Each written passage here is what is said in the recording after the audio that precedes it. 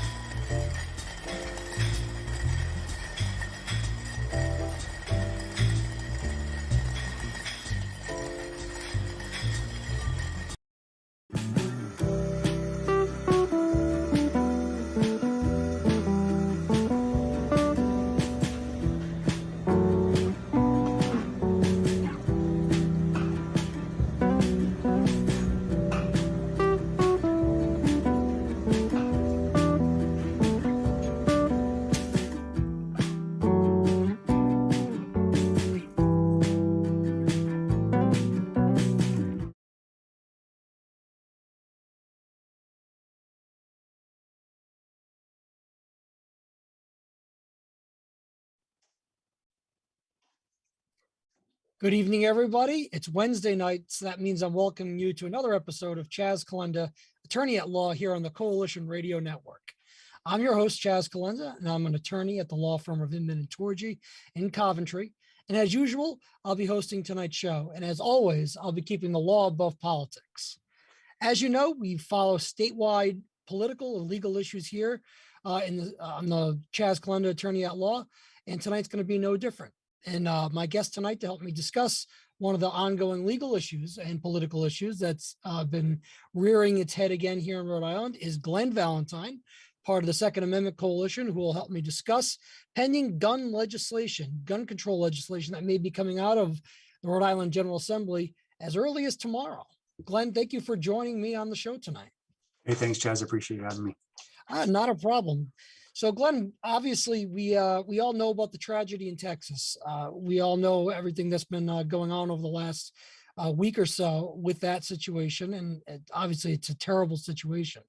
One of the things that's come out of that has been a renewed push by the gun control advocates here in Rhode Island, not only in the General Assembly, but the advocacy groups that are always there at the State House, the Moms Demand Action being one of them, to push for the yearly gun control bills that we've been seeing introduced into the General Assembly year in and year out, particularly the magazine ban, the large capacity magazine ban, the so-called assault weapons ban, raising the minimum age to 21 to purchase all firearms, things of those nature. And apparently some of these are going to be, some, if not all, are going to be considered tomorrow night. Is that what's going on? Sure. So yes. So those bills are sort of on the table post this shooting in Texas. And so, to kind of back up a little bit. So it is a perennial push since the shooting in Newtown. We've seen this every single year. The progressive wing of the Democratic Party pushing this agenda.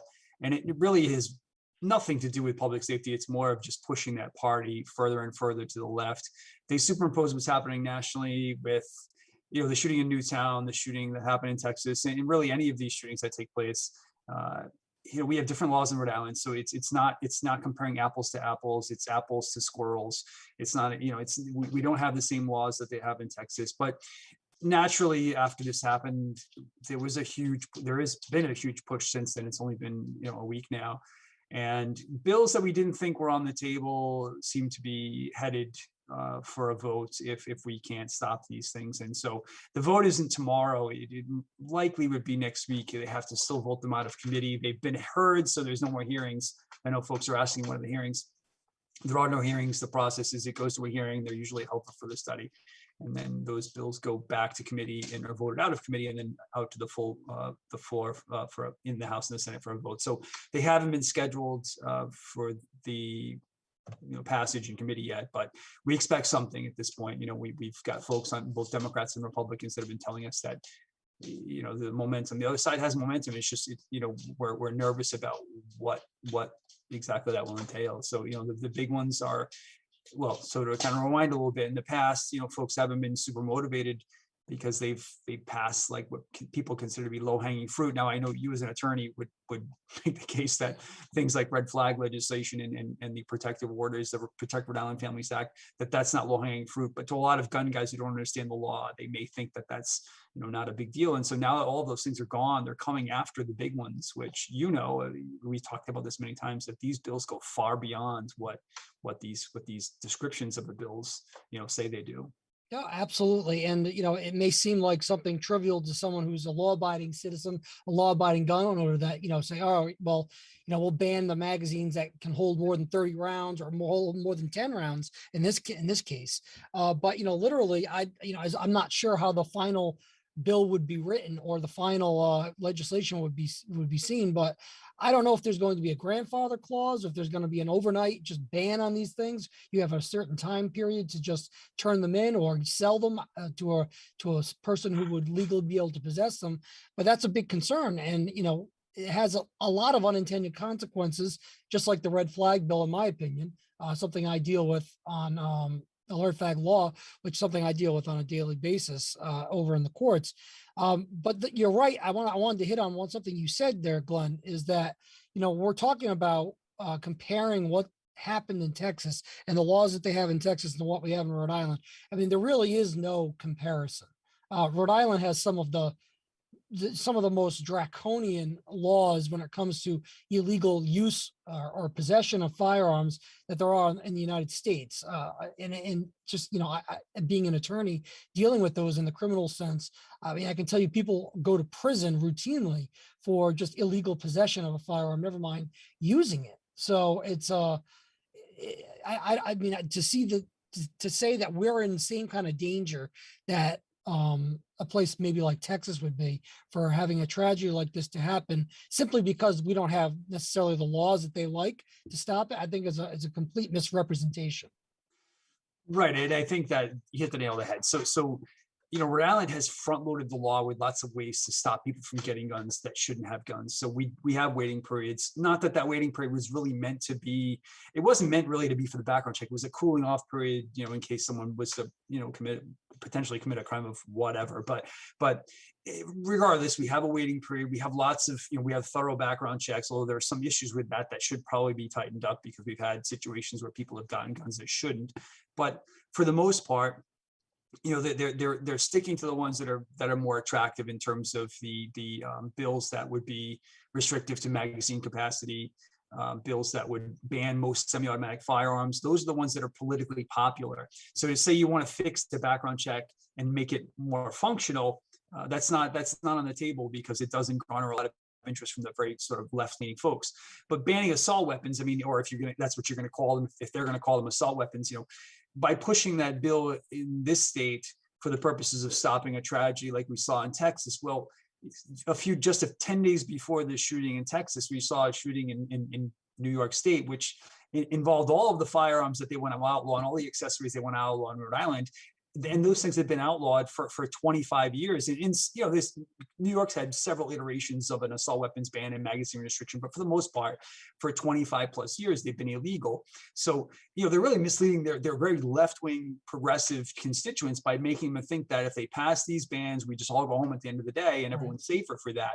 And then they abandon the conversation about public safety with respect to schools. So, it's not only really putting the screws to gun owners because they don't really have any, politically, we're not going to vote for progressive leftists. They don't, they we're just sort of a cog in the wheel, but they won't even address the school safety aspect because of the fact that, the very progressive urban legislators are pushing to remove resource officers, not put more in there. And so they're going to, at the end of the day, go home and say these bans will solve everything when we know they'll solve nothing because these folks still get these guns in very restricted states, and not address the issue of school safety. I mean, those two are really, they're not related really in any way. I mean, I think that they try and make them, they run in tandem. I mean, but it's, the school safety part is what most folks expect them to address, and that's not done by the bills that they've been pushing for 10 plus years now. Well, wouldn't you think? I mean, just speaking off the cuff here, I mean, wouldn't you think that,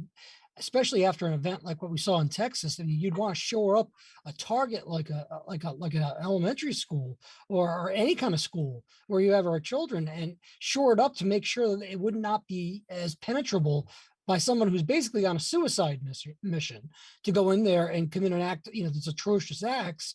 I don't understand why that's not first and foremost on everybody's minds. I mean, I understand it. You and I both understand what the political ramifications of it. It's just not going to satisfy those who want to get rid of every gun off the face of the planet. But I mean, from a common sense point of view, if we were talking about this, quote unquote common sense gun safety legislation, shouldn't it also include the talk about how we're going to make our schools safer?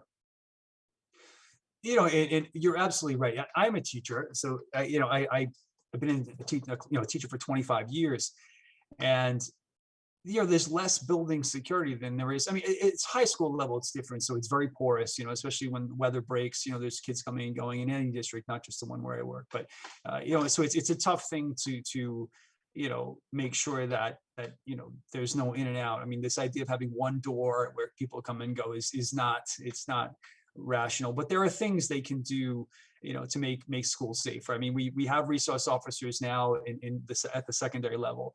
But in the elementary level, I know that not every school has a resource officer. Private schools typically don't. And so, there's places that we go to shop that have more security than they do in schools. And the biggest deterrent, I mean, again, I don't believe you can lock down a school. I don't believe metal detectors will ever work.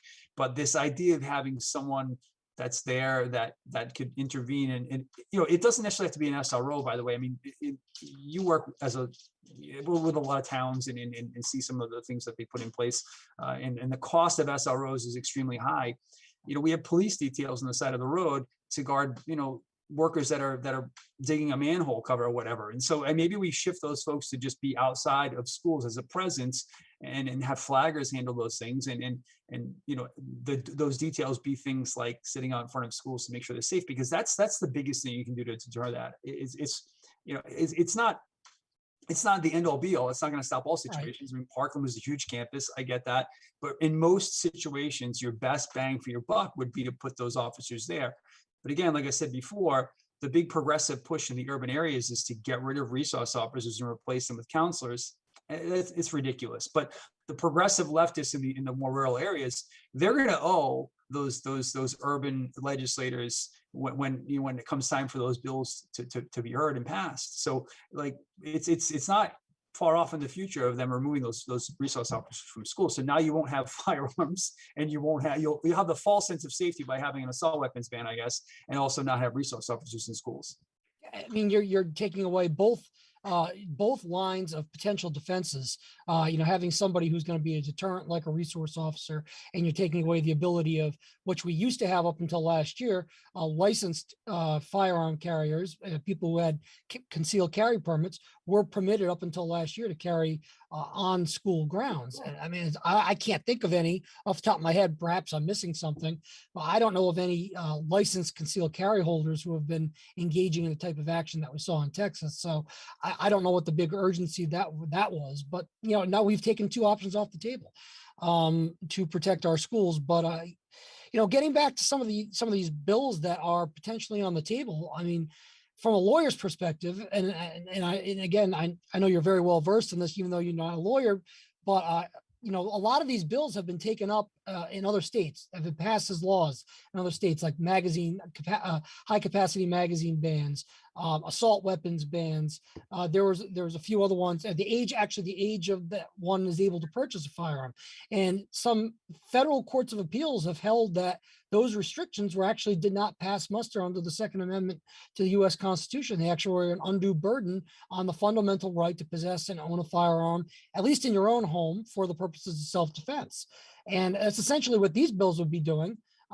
If my opinion, as someone who wants to save the state some money, who wants to make sure that we're not paying for things we don't have to pay for and get involved in litigation unnecessarily, I would think that the General Assembly would want to wait, particularly for the end of the month, perhaps to the end of June, for the U.S. Supreme Court to issue their decision on this upcoming case in the Bruin case out of New York, where they're going to decide pretty much how far that right to bear arms outside your home is going to extend. I mean, the issue there really, I mean, the narrow issue there is can a state put, basically have discretion to determine whether or not you have a need to carry a firearm outside your home and issue a permit accordingly.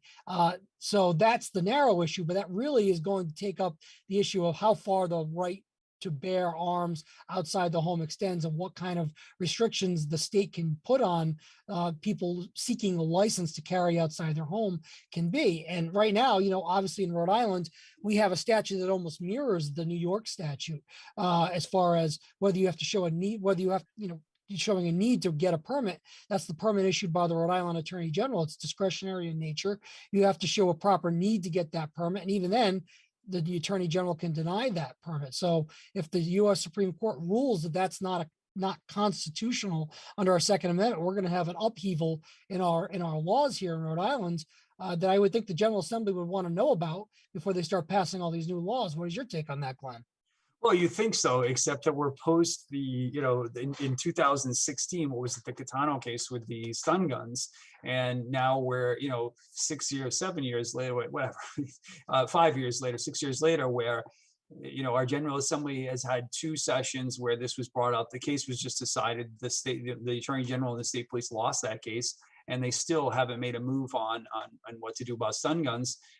So I'm not certain they really care about, I'm not certain that anyone really lets them that this case coming out of New York is going to blow up a lot of what happens with gun permitting. And you and I have had this conversation about this, the issue of how they apply this 2-tiered analysis of Second Amendment cases. And so, I mean, certainly you can explain that better than I can, but our folks in Massachusetts that have much more strict, laws in terms of gun permitting, the types of firearms you can own, the magazine capacity, we're in that circuit. So we'll benefit from whatever they decide to litigate.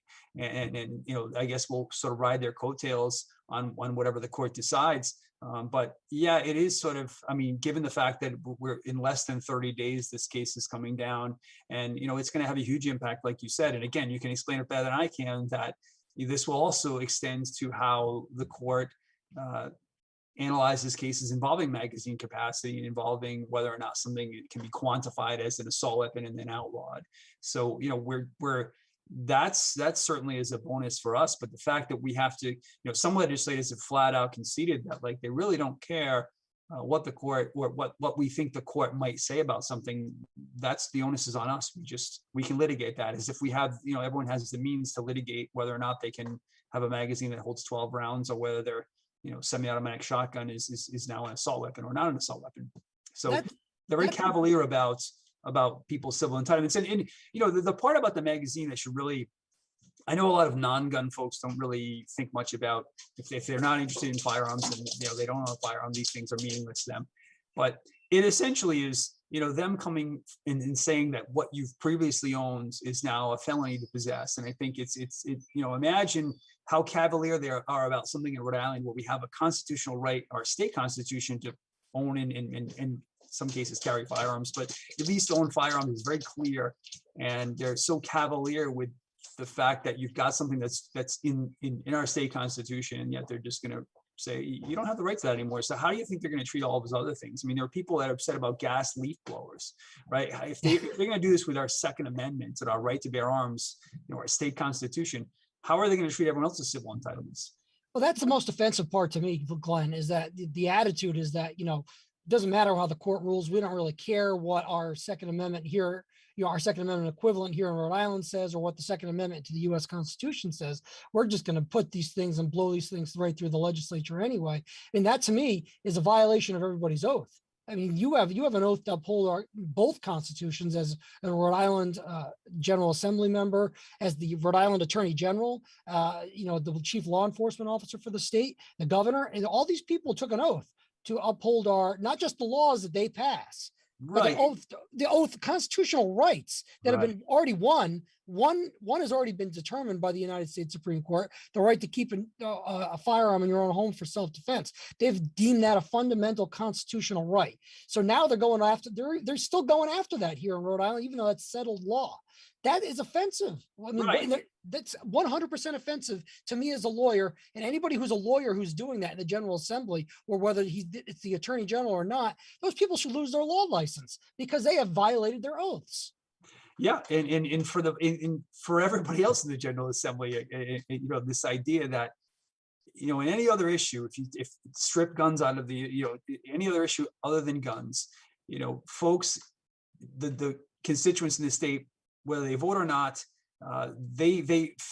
if there's something that needs to be addressed by the General Assembly, whatever negative behavior that is, if it involves automobiles, it involves drugs or alcohol, guns are the only issue where we sort of have this, I call it like trickle down economics. It's sort of like a gun control version where we regulate everyone, and we sort of hope that in 20 years, this turns into a reduction in crime. But it has a huge collateral effect on everybody that's law abiding. Without, like most Rhode Islanders would assume that legislation will be targeted towards the people that are actually behaving inappropriately, I guess is what I'm trying to say. Right. But with guns, it's the complete inverse of that. There isn't a person in the state of Rhode Island that would accept that same conceptual approach if it was something else, like other than firearms. But firearms, people, they just tend to have this attitude that, well, it's guns, though. It's guns. They're no more deadly than cars. They're certainly not more deadly than what we've seen with the opioid epidemic, but we have a different approach. So, even the folks in the General Assembly aren't attorneys. They're just very cavalier about saying we're going to take this entire constituency group, these law-abiding citizens, and potentially put them at risk of unintentionally breaking the law, because I think most guys and gals will not know the law has changed. And I know there's one representative that keeps telling me that, it's as if the folks sit there at their computer and keep refreshing the screen to see what laws the General Assembly passed. And so an 11-round magazine, 12-round magazine could land you in prison longer than if you pointed it at someone, because we know they don't prosecute those. Right? No, and it's true. And there's ignorance of the law is no defense when it comes to a criminal case. So if you're not paying attention to these closely, and you're not paying attention to whatever directives might come out of these, whatever, depending on what bills pass, I mean, you find yourself a felon overnight. And we have a current attorney general right now who has no qualms about prosecuting people who are otherwise law-abiding citizens who might have missed a box on the state background form, or said something he didn't think was true, or now is going to unknowingly possess a prohibited item, like a high capacity magazine, as they're calling them. I mean, this is, to me, obviously I'm running for attorney general, so that, I'm taking a shot at him here. Sure. He has the goal. Not the goal. He has the obligation to make sure that the laws that are passed by the General Assembly comport with the Constitution. He's not doing that. Not only is he not doing that, he's standing there with partisan advocates and advocacy groups who are, very far left, but they could be anything for all I care. They don't have to be far left. They could be anything, just anti-gun. And he's standing there advocating for laws which he knows, because he's a smart guy, he knows are in conflict with current court decisions holding that those restrictions have been unconstitutional in other situations. What is he doing? That is 100%. He is a lawyer. He's a former U.S. attorney. He's the attorney general. He knows better. Right. When's he going to answer for that? Right. And so you're talking about an individual that testified when they reduced the possession of 10 grams of pretty much all drugs, I guess, most drugs, recreational drugs. They reduced the penalty from a felony to a misdemeanor. And his entire testimony was predicated on this idea that a felony possession of a felony conviction serves as an obstacle to housing, an obstacle to getting employment. It does. And yet, fentanyl was included in that. Yeah. 10 grams of fentanyl is enough to kill every student aged, every student in the district in which I live. It's a chemical Yeah. weapon. It's a small chemical Right. weapon. But it's a misdemeanor now, when in fact, a magazine with a capacity of 12 rounds would land you in prison potentially for 5 years. So think about the context there. Why doesn't he view magazines and the restrictions that they're pointing forward as an obstacle to employment and to housing? You're right. He's beholden to all of these progressive left organizations. And that's it. That's it. He can't possibly believe in the things that he's up there saying. He's talking about Not from a legal perspective. Right, Certainly right, not from right. a legal He just, perspective. it's awful. And yeah, I mean, that certainly is your wheelhouse as far as what he's doing and the things that he's pursuing and not pursuing. But just from the things that he said over the last couple of years, it's just, he's a politician, and that's all he is. He's not interested in actual public safety. And if he were, he'd be actually putting forth solutions that would actually help our public safety, unlike standing there with the partisan politicians making grandstanding statements with advocacy groups for partisan laws. So that to me is an unforgivable sin when you're the chief law enforcement agent for the state of Rhode Island to go up there and make those kind of claims. But Glenn, as far as what you've heard, and obviously I don't expect you to violate any confidences or anything like that, but as far as what you've heard, the most likely things that maybe we might be seeing coming out of the General Assembly, what do you think we're most likely to see coming out of there, if anything comes through? Well, it's quite frankly, I think I've heard multiple times from several people that it could potentially be everything. So they have 5 bills that they're pushing for this year: the assault weapons ban, the magazine restriction, no carrying of long guns in public, increasing the age to 21 for long guns, and mandatory safe storage. And there are some progressives that have dug in hard. The rumor was that they were going to try and stop the budget, the progressives, unless those bills all hit the floor. All of the union officials came out, which was ridiculous yesterday. What does this have to do with unions? Right, exactly. I mean, the same people that will talk about due process is the bedrock of being in a union and fair employment, all this, were also perfectly okay with all the things that are in these bills, which I'm sure they haven't read, and my union will certainly hear from me. But this is so we're hearing that potentially all of them could be pushed out to the floor. If I had to, I can't even guess. I think people should be like, this is, like the movie War Games, DEFCON 1. This is where it ends for us, I guess, because there's no more. I mean, there's sort of, I say there's no more gun control to pass, and some people push back on me on that. But there's nothing. These are the big boys, and once these pass, that's it. All the small things are really, I think folks will sort of lose interest once the big ones are gone, and then once they pass. So, I can't really say. I'm concerned. It's a 5-alarm fire at this point. I don't want to say that one thing over the other is going to pass. Like, anything could happen at this point. I mean, there are blocks of legislators that are working hard, and then there are some that are scared. They don't want this. I mean, they say they have the votes to pass this on the floor of the House and the Senate, but even folks that would vote for it don't want to vote for this because they know, some of them know what it's going to do to their constituents, and some are afraid of their constituents because they think they'll lose in the fall. So, I have a gut instinct, and that's just imagine that, legislators, representatives, and senators are afraid of their constituents. They're afraid of accountability. Can you imagine that? I mean, isn't that the way it should be? Maybe I wasn't paying attention in civics class, right. But my understanding was they're supposed to be our voice. Right. And if they can't face their constituents with their votes, what are they doing there? Right. Well, it's the unions. Really, yesterday seemed to be a shift for some legislators, not all. So, like I said, I've heard things from different legislators that this will pass and that will pass, but the unions are pushing hard for the entire package, and they have the means to send out mailers. Whether they'll follow through with that and whether people will listen to them, I don't think folks that aren't in unions really are swayed by what the unions think. And I think a lot of union members are, today we're pushing back because of the fact that these people are advocating for things that have nothing to do with what their unions should be advocating for. So like you said, I think that they should be afraid of their constituents. It's just a matter of who they're more afraid of. They should be afraid of their constituents, not the unions. But absolutely, it's an unbelievable odd bedfellows. I would certainly say, right. Because I really don't understand what the unions have to do with passing these bills. I mean, particularly ones a lot of their members, which I know for a fact, simply because of the work I do, a lot of their members don't support. And to me, that's just not doing your job as a union. But Right. um, I feel like this is going to be a battle, like you're talking about. This is a 5 alarm fire that we are facing here in Rhode Island, and I feel like you and I've talked about this. There's been a lot of malaise on our side. I say our side being people who believe in the right to keep and bear arms over the years, thinking that, there'll be people out there fighting for us. There'll be people, donating money and fighting, filing lawsuits for us.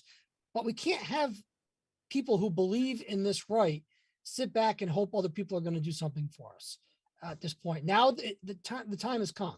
If what you're saying is even partly true, that they have the votes and they are ready to go as soon as they team up, and the unions are getting behind it. And we obviously have seen the governor, the attorney general, the legislators, the advocates, they've all been on the front steps of the state house pushing these things. Now is the time that people need to make sure that these people who are going to infringe upon our rights will hear from us come November if they do this. Right. And it really comes down to a block of, so when I say they have the votes, there are some folks in that chamber who will fold like a lawn chair if they know enough of their constituents are upset by this. And so, people need to keep the pressure up, and you knock a few of them off here and there, and then, maybe they meaning vote wise. Yeah, no, we have to clarify that, talking about guns. I'll take that. Right. But it's a lot of the folks that sort of sit in the middle will fold on these bills, and there are some of them that I know will probably vote for it, but they don't want to vote for it. So it's not impossible. It's just that folks need to get off the couch. They need to go to the state house for the rally tomorrow. They need to stay on top of what their legislators do, what they vote for, and then get involved come election time. I mean, you're running for office, and so now I'll certainly now it's me promoting you, but like there are not a lot of people stepping up to help out, and so you rely on a handful of folks that work their tails to the bone. It shouldn't be that way. Folks should cherish their civil entitlements, and come election time, remember that the folks that step forward to run are dedicating an immense amount of time. I'm helping a couple of candidates here my way, and the amount of time that they're dedicating and that you've dedicated is it can't be done alone. And folks need to donate money to folks like you, and they need to volunteer for your campaigns, and they need to stay on top of what their legislators are supporting and not supporting. Yeah, I couldn't echo that more, Glenn. And I'm just going to say this, and we'll end our conversation, starting this way. I'm issuing a direct challenge to Attorney General Peter Noronha to make sure he does his job correctly and go out there and make sure you fight against any laws that infringe upon our rights to keep and bear arms. That's the Constitution. That's the highest value. That's the highest law in our land. It's above anything that this General Assembly passes. You have an independent constitutional ability to step in there and say, hey, wait a minute, this is against our rights. These are against the fundamental rights of the people. And I will not, as the chief law enforcement officer, infringe upon those rights. I challenge you to do that. I challenge you to step away from your partisan background and say, listen, I got to put that aside and do what's right, legally correct. I hope you'll do it. For the sake of the people of Rhode Island. I'm not hopeful that you'll do it, but I'm not hopeful that you actually follow through with it, but I hope you'll do it and step up to the challenge here. But Glenn, if people want to get involved in this and help out and do what they can to fight back, what can they do, and where can they reach someone like you to do this? Well, they can check us out on social media. So our main page is the Rhode Island Firearms Owners League, and if you we update things regularly. We have about the rallies that are taking place, and when it come election time, certainly we post a lot of things. That's mainly where people would go, to get information. They can also go to our website. It's rifol.org. We currently have a tool up there, so you can look up who your legislators are, so you can make sure you call them and the Speaker and the Senate President. Glenn, I really appreciate the conversation tonight. It's important that people keep up to date on what's going on, not just with firearms, but just with the legislation in general. People need to be informed, and they need to know who's making these decisions and how their state representatives and state senators are voting. and how our elected officials on the state level are also behaving. So I really appreciate you having the conversation with me tonight. You have me on. Yeah. And, again, like everybody knows, I'm Chaz Calenda. I'm an attorney. I'm running for Attorney General this year in November. I'll be on the ballot against Attorney General Peter Nerona. If you want to keep the law above politics, check me out, vote for me. You can go to my website at CHAS4AG.com. If you need legal assistance, I still am a practicing attorney as far as I know, at the law firm of Inman and Torgy, 823-9200. I'm at 1500 Newsneck Hill Road in Coventry. So this concludes another episode of Chaz Calenda, Attorney at Law, here tonight with my guest, Glenn Valentine. Glenn, I hope you come back and see us on another time, and definitely keep us up to date on what's going on in the Second Amendment community. Thanks again. Thanks. And thanks again, everybody. Have a good evening.